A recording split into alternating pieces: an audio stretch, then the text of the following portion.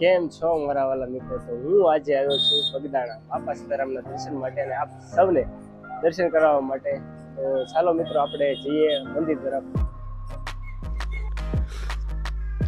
સરસ મજાનું મંદિર દેખાઈ રહ્યું છે ને સરસ મજાની બાપા સીતારામની ધજા લહેરાઈ રહી છે.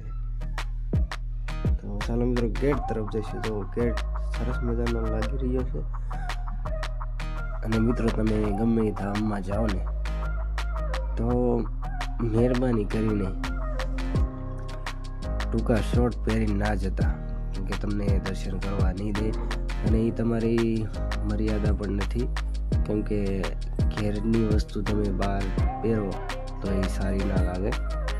તો મિત્રો મહેરબાની કરી અને તમે ગમે એ ધામમાં જાઓ ને તો શોર્ટ પહેરીને ના જતા.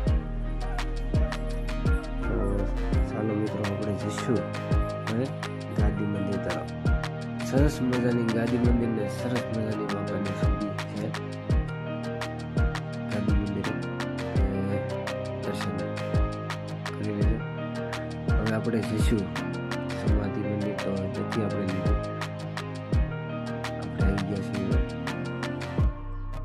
ધ્યાન મંદિર. અને ધ્યાન મંદિરથી સરસ મજાનું મંદિર દેખાય છે. અને મિત્રો અહીંયા વડલા દર્શન જરૂર કરજો. વડલાની ડાળમાં બાપા સીતારામનું મુખ દેખાય છે. એક જગ્યાએની તમારા શ્રદ્ધા અને વિશ્વાસ હોય ને તો ડાળે ડાળે બાપાની છબી દેખાય છે. જ્યાં માળા છે અને જ્યાં બે ચંદનથી ટીકા કરેલા છે ને બાપા સીતારામનું મુખ દેખાય છે.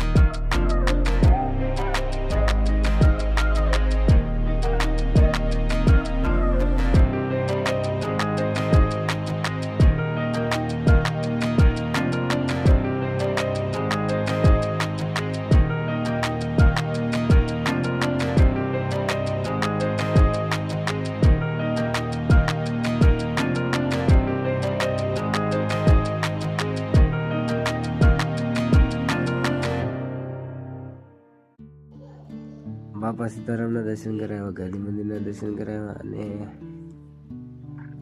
હવે આપણે જઈશું ભોજનશાળા તરફ. છે સરસ મજાનો ગેટ છે અને સરસ મજાનું લખ્યું છે કે ભોજનશાળા. તો મિત્રો ભોજનશાળામાં ટેબલની વ્યવસ્થા ડાઇનિંગ ટેબલની કરી નાખી છે. તો એના કારણે શ્રદ્ધાળુઓ આવે છે તો થોડીક તકલીફ તો પડે છે, કેમ કે વારામાં ઊભું રહેવું પડે છે. તો મિત્રો એની કંઈ ચિંતા ના કરતા, કારણ કે બધાને પ્રસાદી તો મળી જ રહેવાની છે અને કોઈ પ્રસાદી લીધા વગર ના જતા. તો ચાલો મિત્રો તમે જુઓ. મિત્રો વિડીયો સારો લાગે ને તો લાઈક, સબસ્ક્રાઈબ અને શેર તો જરૂરમાં જરૂર કરી દેજો, કેમકે તમારા સગા સંબંધી પણ આ વિડીયો જોઈ શકે અને બાપા સીતારામના દર્શન કરી શકે.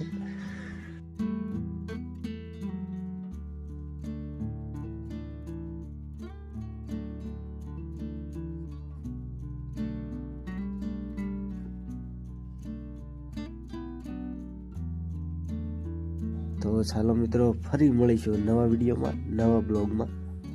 અને આપ સૌને બાપા સીતારામ, જય માતાજી, જય શ્રી રામ.